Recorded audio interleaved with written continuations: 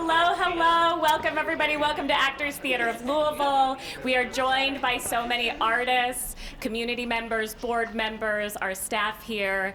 I'm Emily Tarquin. I serve as the managing director, and the last time I was on this stage was for our sold-out closing performance of A Christmas Carol, and now we are back today to share the launch of the Storytelling Revolution Festival, which will be April 1st through 12th.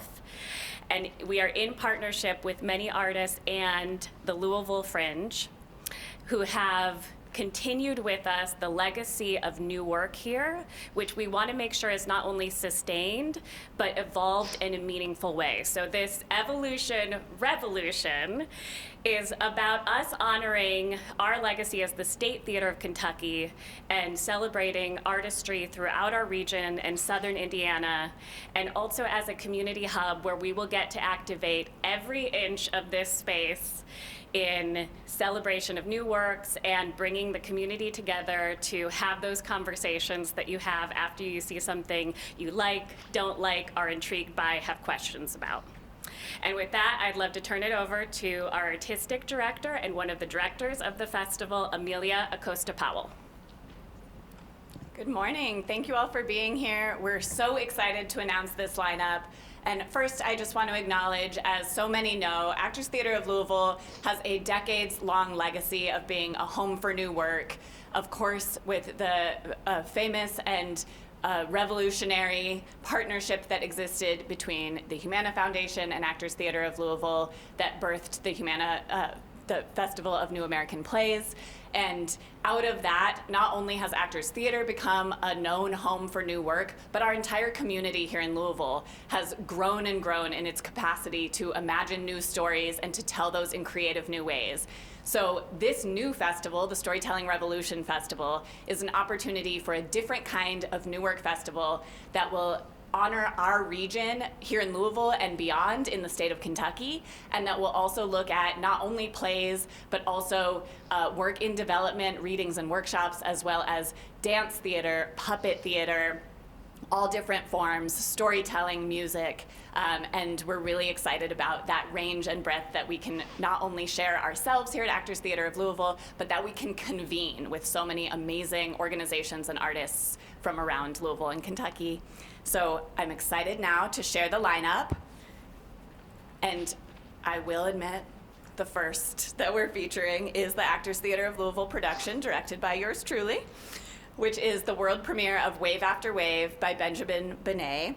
This new play that will take place in the Bingham Theater is such a wonderful and warm exploration of human connection, and we're really excited to launch another new work into the world here at Actors Theater of Louisville that we know will have a brilliant future.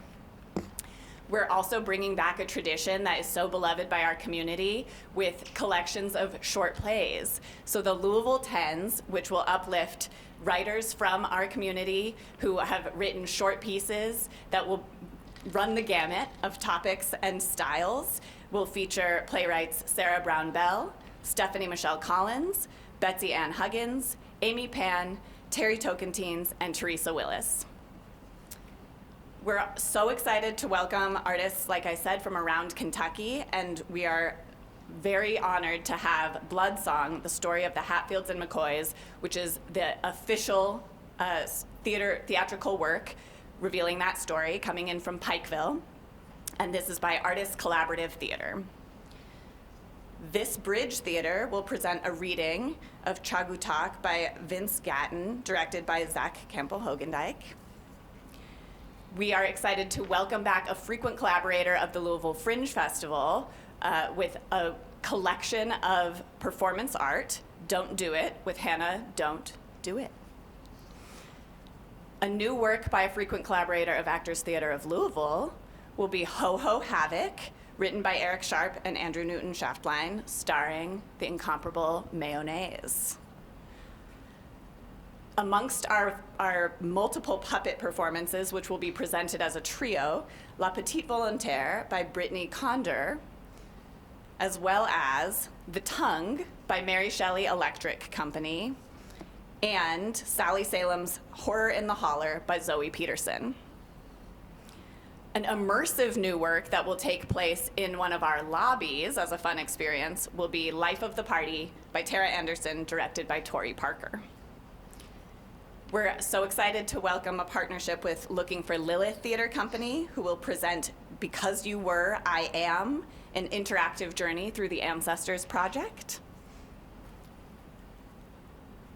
We're also, as I mentioned, looking at the range of works, and we have an amazing dance theater piece by Ambo Dance Theater called Mimi. Another immersive work that will be participatory, where you will have to choose a side. She Dreams Entertainment will present Romantics versus Rebels, written by Divinity Rose. This bridge will come back to the space with another collection of short plays that will feature so many Louisville playwrights, directors, actors, and creatives, with Shots, a one-night-only short play festival where artists have a race against the clock to create and perform brand new 10-minute plays.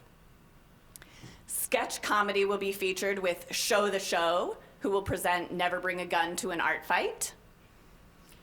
And folks, this is not in the press release you received. We have some brand new news this morning. We have a slate of new plays written by students from Kentucky School for the Blind, which will be shared by Braille Readers Theater. Now I'm gonna look over my papers to make sure I didn't skip anyone. And I also invite everyone to just keep your eyes and ears open. We have a couple of more works that will be announced down the line. But as hopefully you'll get a sense from that very brief listing, and if you'll go to our website and check out more details about all of those productions, these pieces really uplift stories that elevate what it means to be of Kentucky, of this region, that need to be told here at the State Theater of Kentucky. They uplift wonder, and they are exploring and playing with the form of what it means to tell stories. So we're incredibly excited about this lineup. We had a difficult time choosing. We had more than 50 submissions from all over our region, and we're so pleased to share our stages and our lobbies and beyond with all of these groups. As Emily alluded to, part of this festival is also about celebrating community, being together, taking in new work as not only in and of itself, but as a dialogue with each other. So the festival will also feature an opening night party on Friday, April 3rd, as well as a closing festivity on the 12th, and lots of other events in between that provide that connective tissue. We want people in the building, talking together, trying out something new, learning about a new artist, and celebrating, because our community needs and deserves joy and wonder, and we feel like storytelling is the perfect way to do that. All right, round of applause, everyone, here for this incredible lineup. I also want to give a thank you to Think Tank, who is sponsoring that opening night party, and also will be seeking other sponsorship for those in our community who I know are excited to see and bring back a New Works Festival and festival environment. Tickets go on sale to members February 3rd, and just so a reminder for everyone, the Green membership is free to join, and there are many perks as you move up to the Gold membership, including a flex ticket subscription and parking. So we invite people to join the membership level that works for them. And then February 17th is when the tickets will go on sale to everybody. And the festival will be April 1st through 12th, when hopefully it is not snowing and there's not ice and more people will be able to come here. So with that, we might have time for a few questions, if anyone has any, for us or anyone in the room. What makes this place so special? Say that again. What makes this place so special? I mean, if I think... The legacy here. Yes, I think truly it's the long answer to that question, but the original visionaries who created Actors Theater of Louisville, I think, really took in what was meaningful and special about Louisville and Kentucky, including the artistry, and built a company in response to that. And it was a community that really desired new work and being part of creating something to add to the theater canon. And that legacy has continued here in a variety of ways, building from students, educators, artists, directors who have all come up through that pipeline, and we've continued to get to build on that for over 65 years and counting. Your new lineup just doesn't attain to adults, right? It's for kids and other. Can you go into a little explaining? Great it's question. A family.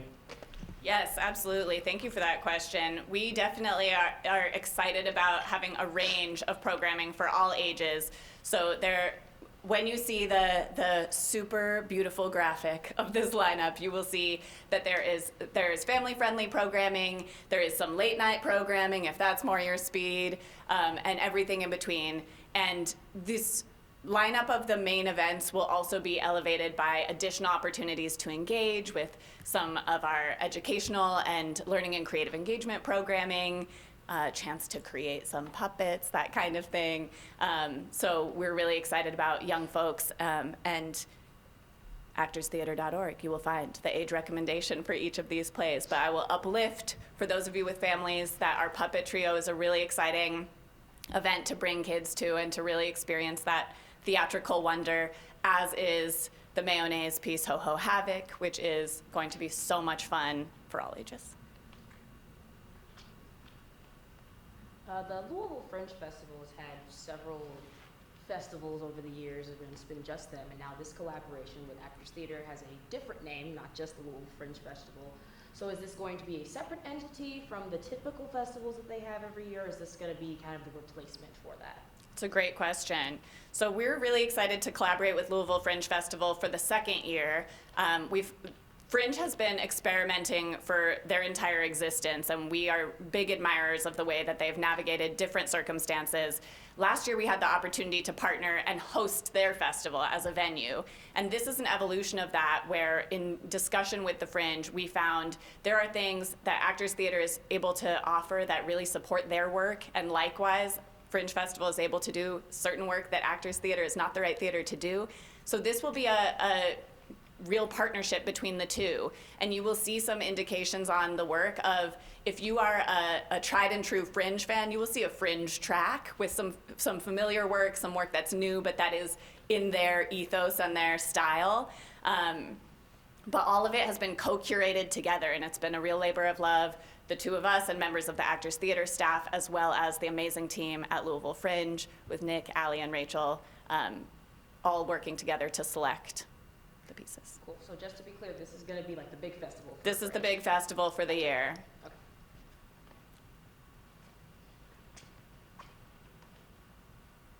We have some amazing artists who I just mentioned in the lineup who are in the house today. So if any of you want to check in or chat with some of those artists, maybe they'll helpfully raise their hands.